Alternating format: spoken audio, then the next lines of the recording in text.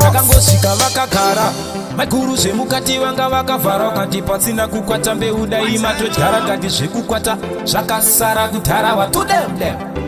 toperengende tuone vakakaradeya maikuru kutonteya mukunteya ndosinya itoripeya machi handimbosviti handokunyeya ndazongozwa mava kuti baba mnini pakasata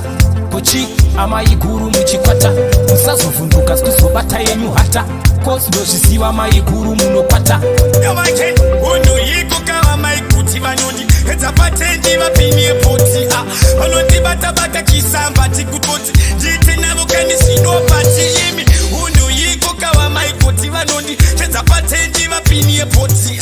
vanotibata-bata chisamba tikutoti ndite navo kani zvinopati kuibata maiguru kani munenge makungoti kande mukuru kani kunenge kwakuramba kwenyu pachikuru kani ningi ndazongozwa mava kuti baba mnini pakasata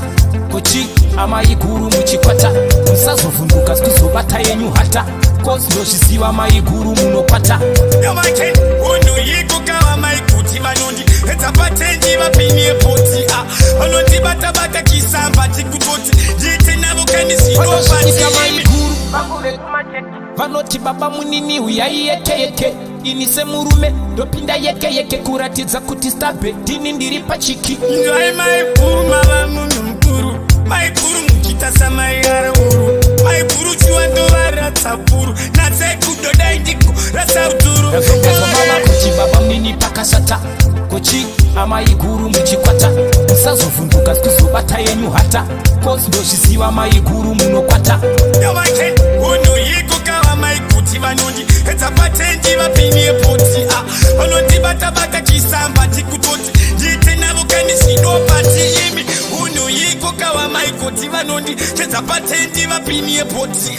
vanotibata-bata chisamba tikutoti ndite navo kani zvinopati kuibata maiguru kani munenge makungoti kande mukuru kani kunenge kwakuramba kwenyu pachikuru kani ningi ndazongozwa mava kuti baba mnini pakasata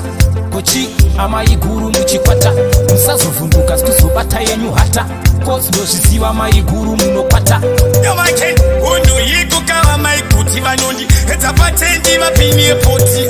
vanotibata-bata chisamba tikutoti ndite navo kani zvinopati imi unhu yiko kava maiguti vanoti edza patendi vapinye poti vanotibata-bata chisamba tikutoti ndite navo kani zvinopati